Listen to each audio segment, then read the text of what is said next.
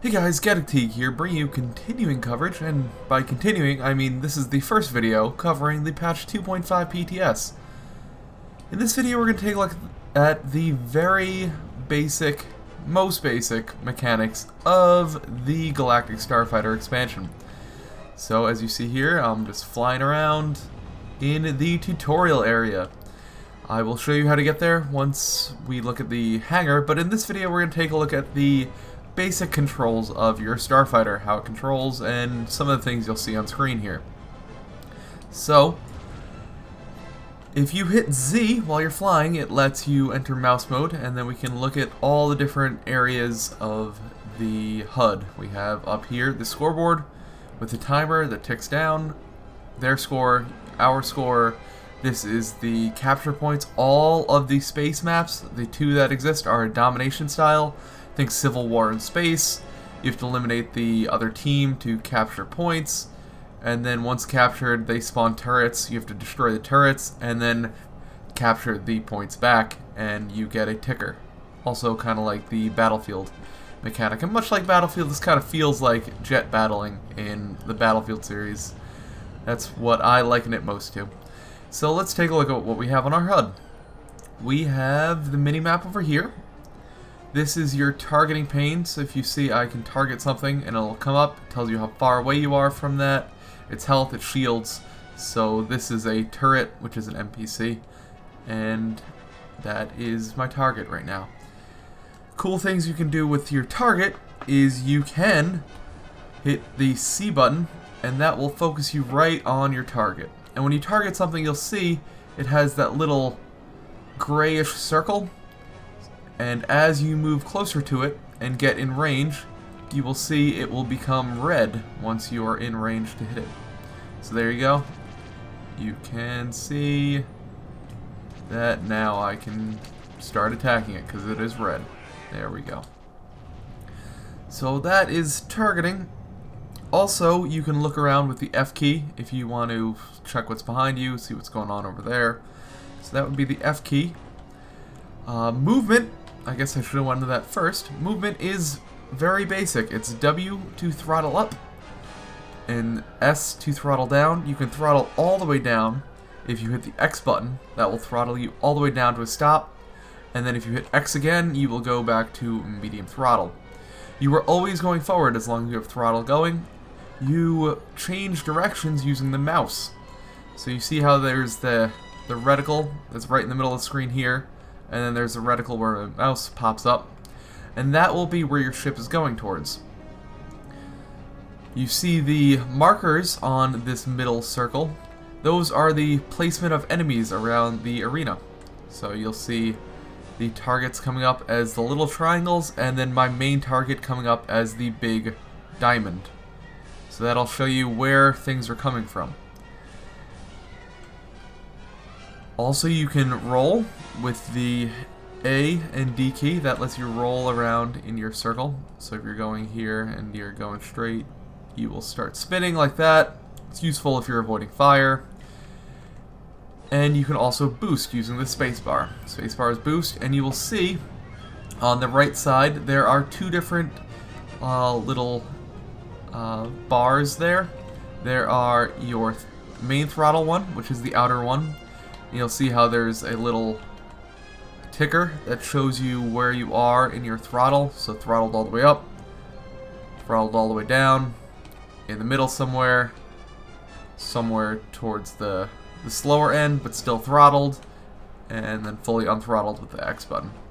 So, like I said, W throttles all the way up, and that will put you at max speed. That will also cause you to turn a lot, your turns to be a lot larger.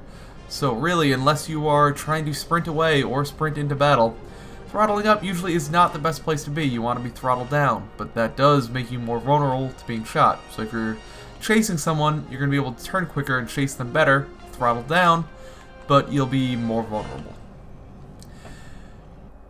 And apparently the tutorial match ends for some inane and annoying reason.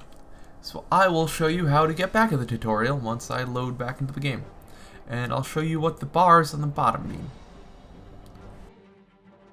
So you get into the hangar by hitting H, and you will go right into the tutorial level by hitting this question mark on the top right of the hangar.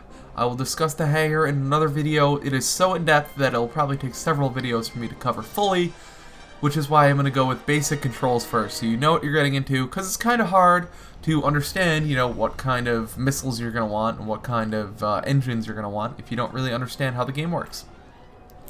Next up, you'll see down here you have this ability bar, and you have two abilities, one on left click, one on right click. Shut up, tutorials. And then you have 4 clickable abilities. Now, on the left click is your basic laser cannon. This can be changed. All of these abilities can be changed in the hangar. So if you want maybe a heavier, longer range cannon, that's there. You also have your missiles on your right, and say you want a homing missile instead of a... If you want a big homing missile or a small homing missile or just a straight-on missile, you'll see this one locks on.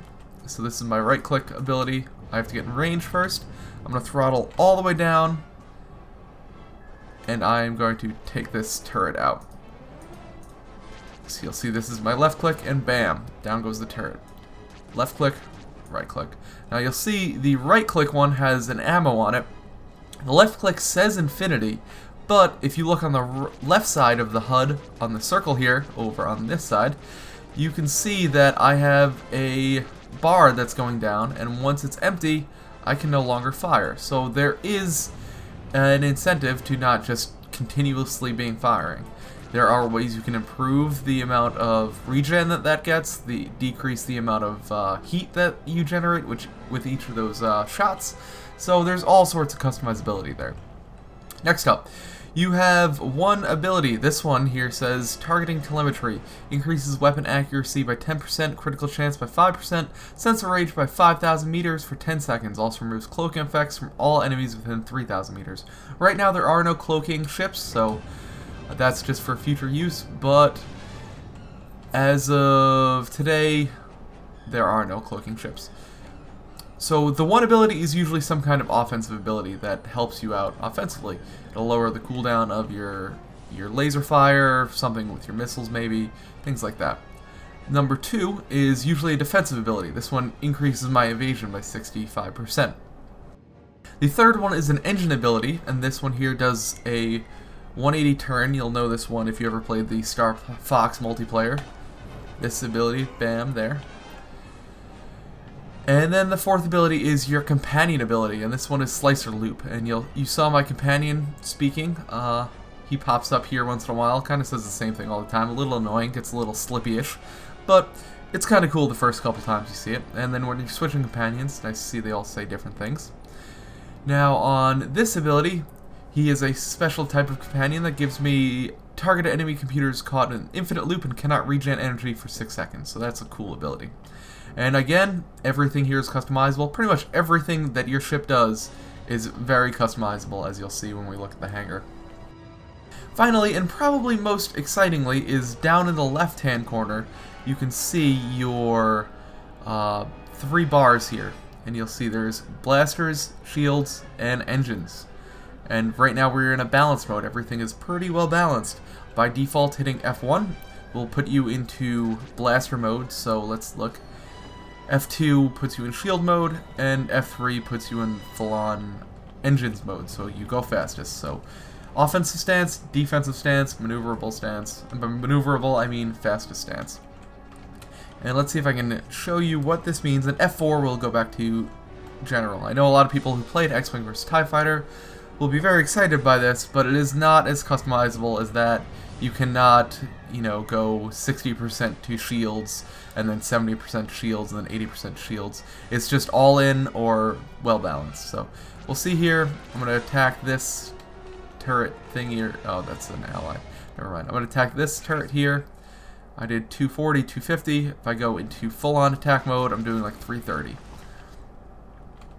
Pretty cool stuff. And then you will also see that in the bottom you can see your shields and your health. So I'm going to try and ram into something here and just watch my shields go down to 0 and I die. Let's see if I can take down my shields. You have both a shield and a hull strength.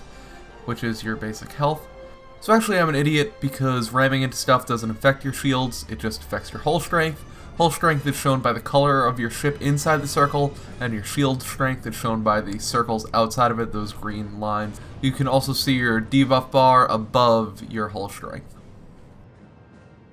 There are several different types of targeting. You can do hit R, which will target the thing that most recently damaged you. You can hit tab, which hits your closest enemy. You don't have to be looking at them. And then E will hit the one that you're targeting, like hovering over. So if I say I'm hovering over this one, it'll go right to this one, and I know there's one there, it'll go right to that one. So if I want a quick switch between them, I just hover over and hit E. And again, it kicked me out, which is annoying. But that's pretty much all there is to the basic controls of space. Everything is also rebindable, which is awesome. Am I stuck here? Oh. Oh, it was one of the stupid things. Okay. So I'll show you that if you go into your preferences, there is a new tab for Starfighter keybinds. And if this would stop popping up, I could show it to you. We go into the preferences, and we look at Starfighter keybinds. You'll see you can change the power conversion buttons, you can change your abilities, you can change your movement buttons, and you can change anything else. The toggle mouse mode, which is Z. By default, cycle near skeleton enemy, all that good stuff. And also, if you go into your interface editor, there is a, if I can remember how to find it, yep, there we are, Galactic Starfighter. So if I want to put the ammo up here, and my ability cooldowns here, and maybe put my target up here, and with my shields down there, and my power conversion stuff here.